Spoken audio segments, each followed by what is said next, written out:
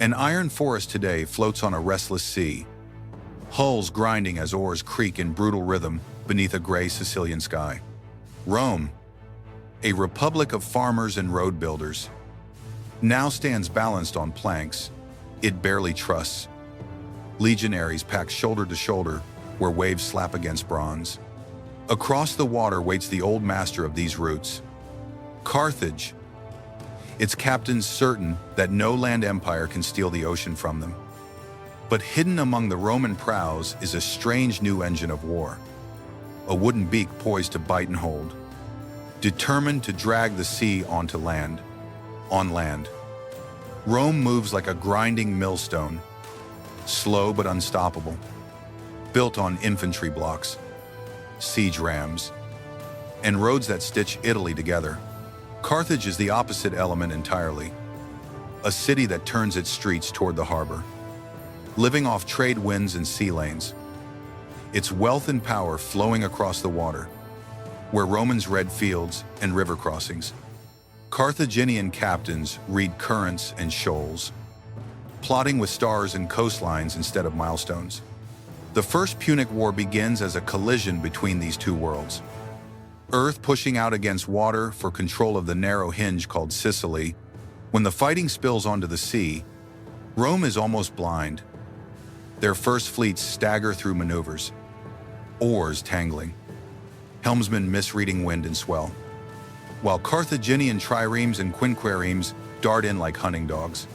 At battles like Mylae and in lesser skirmishes, Roman crews learn in terror how easily a wrong turn exposes a flank, how a single well-timed ram can shatter a hull and drown disciplined legionaries like any panicked peasant. For a people who trust stone walls and dry ground, the ocean feels treacherous, contemptible, and yet suddenly unavoidable. Yet the war for Sicily is more than a local quarrel. It decides who commands the crossroads of the Mediterranean. If Carthage keeps that sea road, it keeps the tolls, the grain, and the power to squeeze Rome whenever it pleases. Rome cannot accept that collar, so it endures the beatings and begins, grimly, to learn the sea properly. Legend says it begins with a broken Carthaginian quinquereme, driven ashore by storm and greedily claimed by Roman hands. Engineers and carpenters swarm over the carcass, measuring ribs, tracing planks, learning with calloused fingers what Carthage had spent generations perfecting. From this single captured shape, the Senate decides will grow an entire navy, copied row for row, nail for nail, until the Tiber Valley can throw its own wooden fists across the sea. Forests fall first. Hillsides that had echoed with goats and axes now ring with a different rhythm as trees crash, are stripped, and slide down toward new shipyards along the coast.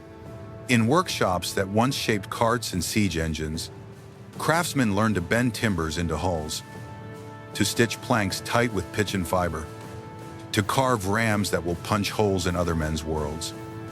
Day and night, hammers ring, sawdust floats in the air like brown snow, and whole rows of warships rise where there had been only fishing boats and suspicion of the sea.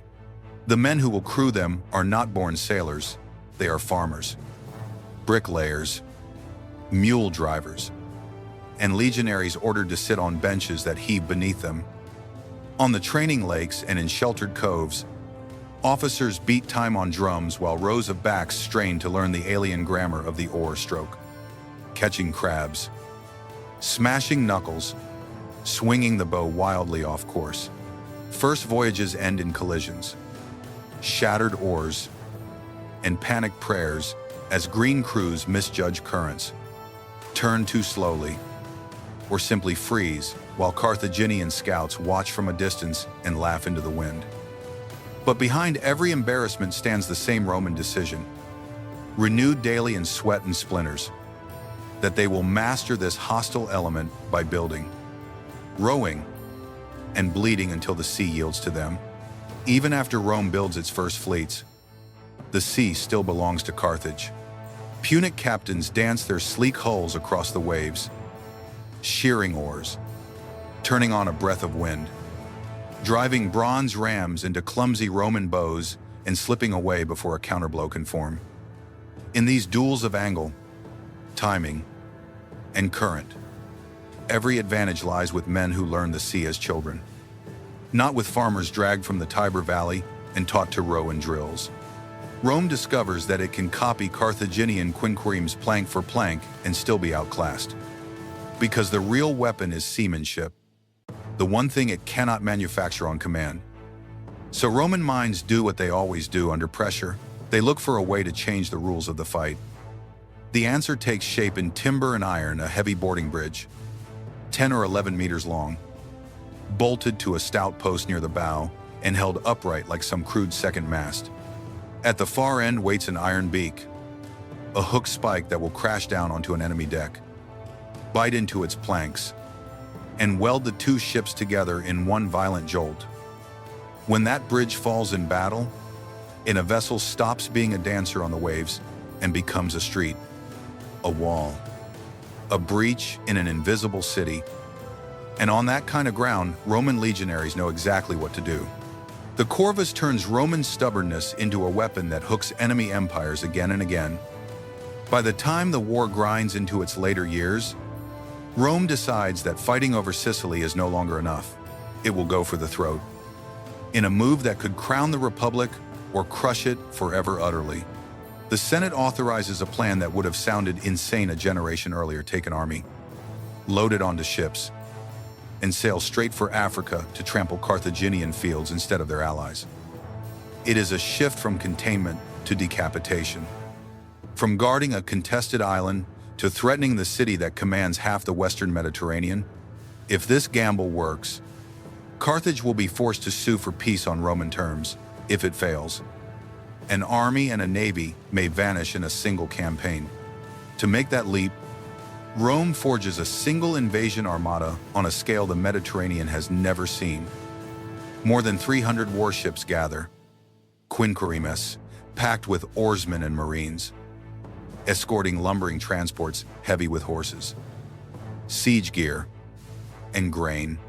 Crammed onto these decks are well over 140,000 human beings, their lives stacked like shields on racks, all tied to one decision taken in a marble hall far from the spray.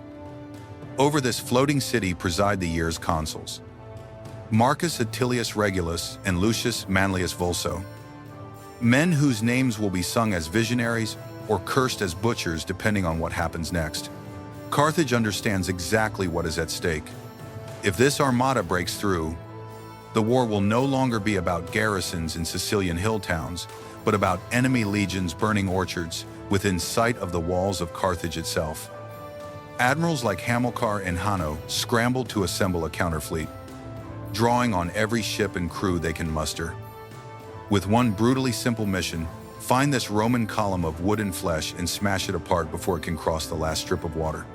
So, off the southern coast of Sicily, near Cape Ecnomus, two empires steer toward each other, their futures balanced on a narrow, glittering corridor of sea that has become the most dangerous road in the world. Seen from above, the Roman fleet sharpens itself into a great wedge, a floating spearhead cutting south through the swells. At the tip sail the consul flagships in their best quinqueremes, hulls packed with legionaries and crowned with the new boarding bridges. Behind them, in two dense blocks, follow the remaining war galleys, oars beating time like a single massive heart. Tucked in the shelter of this moving wall, the slower transports crawl forward, burdened with horses, supplies, and the army that must somehow reach Africa alive. Facing this spear is the Carthaginian line drawn out like a trident, three deadly prongs spread across the glittering water. In the center wait ships chosen to act as bait, ready to trade blows and then feign retreat, hoping to pull the Roman point out of shape. On either side, the wings angle slightly back, squadrons of experienced captains poised to sweep around, sheer oars, and drive rams into exposed flanks. Where Rome thinks of shielding its convoy, Carthage thinks of opening a trap and closing it on scattered, overconfident pursuers. Under these shapes lie two utterly different ideas of how a sea battle should be fought. Carthage trusts in space, speed, and geometry, wanting open water where its helmsmen can play angles, crossing the Roman front to punch holes and slip away before the heavy corvée can bite. Rome wants the exact opposite: crowded lanes of water where ships are forced together, where a single successful grapple turns a duel of rams into a street fight. The wedge pushes forward, not to outmaneuver, but to collide, to pin, to bring every enemy hull within reach of iron beaks and boarding ramps. Between them, the sea seems to hold its breath as ore banks rise and fall in unison. On Roman decks, men grip shields and watch the gap shrink, knowing that beyond it waits the crash of wood on wood. Carthaginian crews flex around their benches, trusting their helms to twist them clear at the last instant. Hook and trident drift closer together, ready to carve lines into the water and blood. The first impact is not a clean, cinematic crash, but a grinding, splintering shove as the Roman center slams bow to bow with the Carthaginian line. Oars snap like kindling between the hulls. Men lose their footing, and the air fills with screams in half a dozen languages. Carthaginian captains bark orders for the usual dance-back water. Twist the stern, angle for a killing ram only to find their ships locked too close, too fast. On both sides, sailors sense that this will not be a normal battle at sea. Then the new Roman answer moves. Chains rattle as tall wooden frames pivot forward. Boarding bridges, rearing over the bows like crude gallows against the sky. With a shouted signal, crews release the weights, and the corvée comes screaming down. 10-meter planks slamming onto Carthaginian decks with a sickening, teeth-rattling thud. Iron beaks bite into planks. Spikes punch through timbers. And both ships lurch together so hard that men on both sides are thrown to their knees. For the men on those decks, the sea disappears. Legionaries surge down from behind the towers, shields locked, boots thudding across the narrow swaying bridges as if they were storming a city gate. Pila fly at point-blank range, punching through armor and flesh before clattering against bulkheads. And then the gladii come out, short blades made for work and tight, breathless spaces. Carthaginian marines, trained to clear their decks with javelins and arrows, suddenly find themselves jammed, shield to shield, with heavy infantry that refuses to be pushed back. Very quickly, individual duels of ship against ship fuse into clusters, then into whole floating neighborhoods of locked hulls. From above, the battle no longer looks like two neat lines, but like a shattered city. Its streets made of planks, and its alleys choked with grappling ropes and broken oars. Between these wooden islands, wreckage drifts splintered spars, shattered rams, bodies bobbing face down in water, stained black and red. Wherever a Corvus has fallen and held, Roman standards begin to appear on enemy decks. Small rectangles of crimson rising above the chaos. In the central sector, this pattern repeats again and again. A Carthaginian ship closes, expecting to cut away, only to be snagged, boarded, and slowly smothered under Roman shields. Seamanship still matters at the edges of the fight, where wings can swing and rams can hunt. But here in the maelstrom of the center, the sea has been domesticated into something like a Roman street.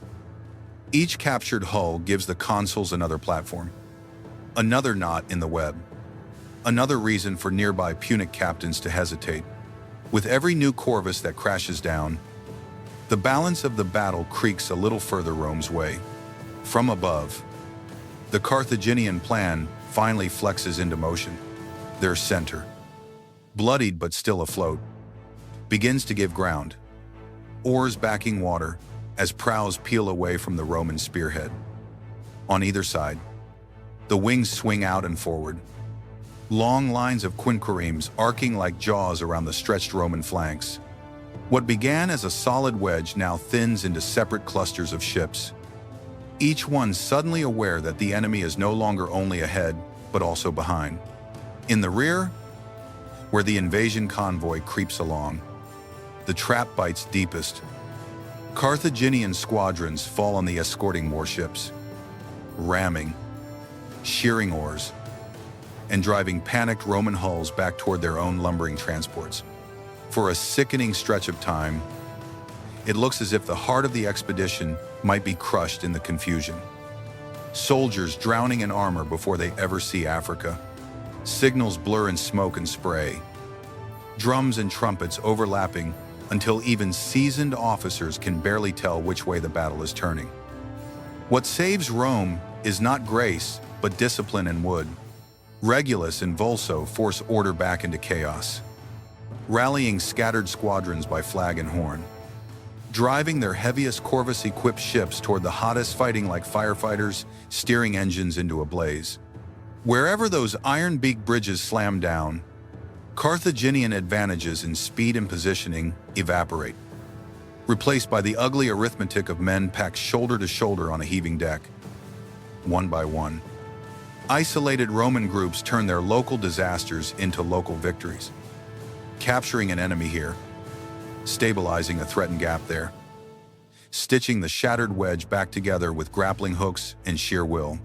By late in the day, the elegant Carthaginian trap has twisted into something else entirely. Their center is mauled, many of its ships taken rather than sunk, hauled into Roman lines like captured buildings in this floating city of war.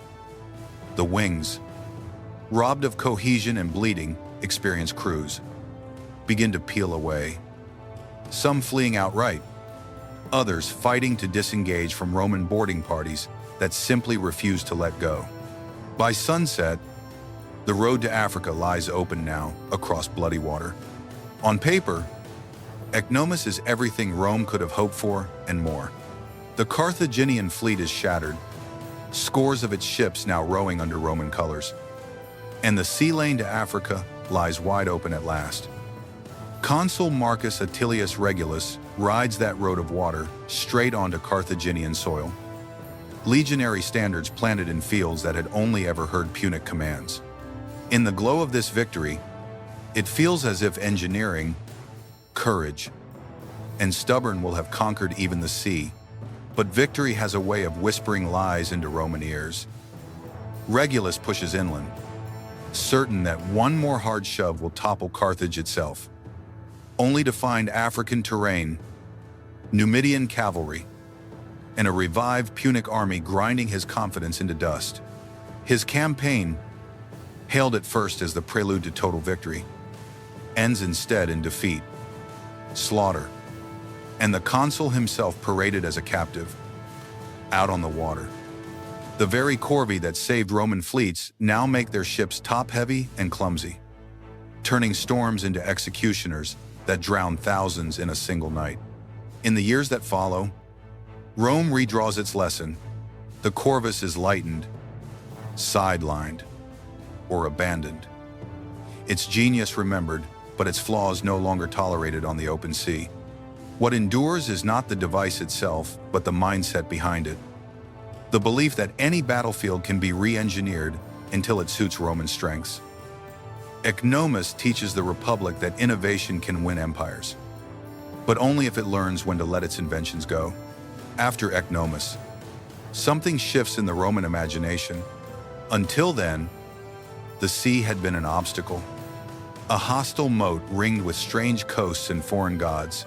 Now it is a road, dangerous but conquerable. Like any alpine pass or rebel hill town, the memory of that day, when a farmer republic drove a lumbering armada straight through the fleet of a maritime superpower, convinces Rome that no element is truly forbidden to it. From this point on, senators and generals will speak of naval campaigns not as reckless experiments, but as tools, as extensions of the same iron will that already paved roads, raised legions, and broke Italian rivals. The Corvus, even after it fades from ship designs, remains the perfect emblem of that mindset. Rome refuses to learn Carthage's elegant dance on open water. Instead, it builds a wooden claw to grab the dancer by the throat and drag him onto a floor. It understands. In every boarded hull at Ecnomus, you can see this philosophy made literal. As engineering and infantry turn a fluid, three-dimensional space into a grid of cramped, wooden alleyways. The message is simple and terrifying. If Rome cannot match your strengths, it will rewrite the battlefield until your strengths no longer matter. Across the longer arc of the Punic Wars, Ecnomus becomes one stepping stone on a path that ends with Carthage burned and Roman patrols cruising waters once ruled from North Africa. In the decades that follow, Roman fleets fight, sink, rebuild, and return, gradually discarding the clumsy Corvus while keeping the lesson that the sea itself can be disciplined like a road. By the time Carthage falls for the last time, the notion of Rome as a land power only has faded. This is now a state, and soon an empire, that thinks in sea lanes and grain convoys as easily as it once thought in marching days. And if you listen hard enough, every wave that slaps a Mediterranean quay still seems to echo the moment when landlubbers from the Tiber first turned an open sea into a Roman street.